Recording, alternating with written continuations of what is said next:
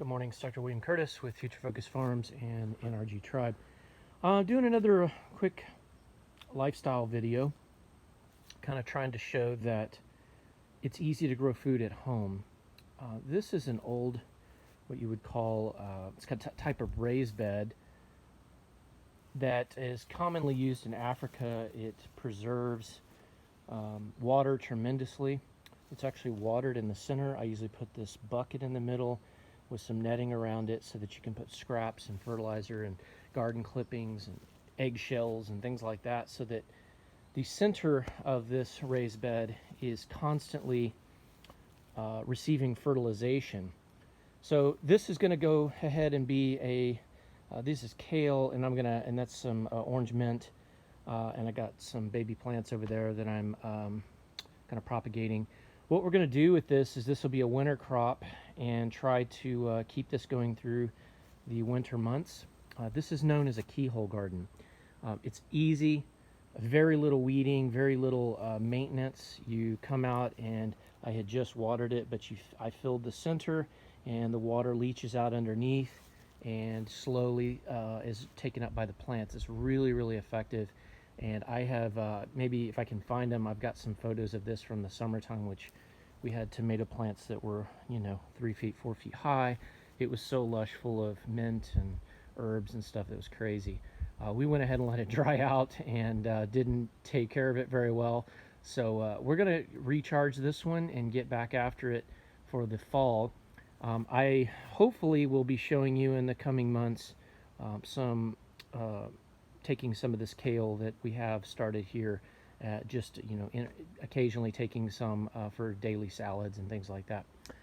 I've got some new trees. These are new fruit trees that will be going in, just kind of laying them out, sort of getting them acclimatized to the area. This will be the general area that they go in. I like trees to be around the house as much as possible, so they're easy to maintain and also easy to take care of whenever we do get cold weather.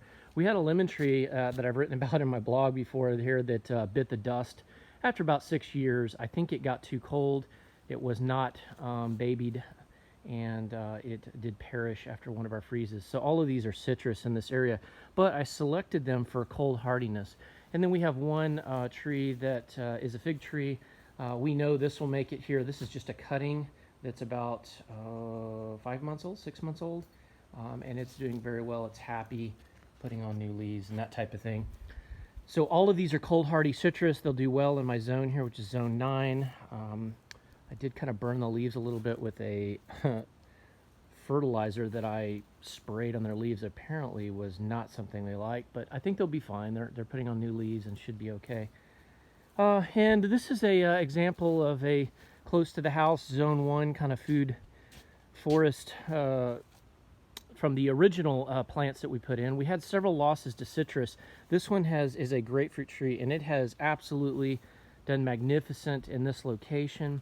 It has tremendous amounts of fruit all over it, and it should be coming ripe here in the coming weeks. But this tree, very little maintenance, very happy in this location. And this is an example. You can walk right out the back door, which is around the corner there. This is an area that people walk past all the time, and as you can imagine, much easier to take care of.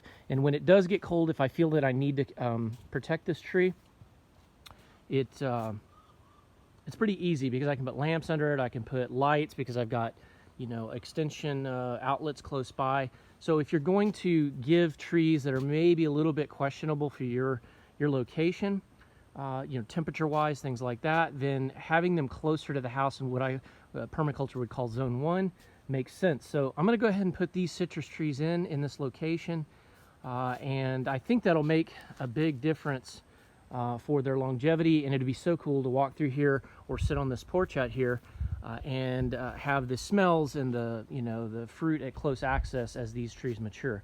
So anyway, that's all for today, and just wanted to give you a quick look at something that is easy to do, even from scrap materials. This was an old cattle trough that had a bad crack in it. We couldn't repair it, so we turned it into this, and this has created food year after year. Anyone could do this in a backyard garden, super easy, and a way to secure food for you and your family that is free from pesticides, hormones, and other things that you don't want.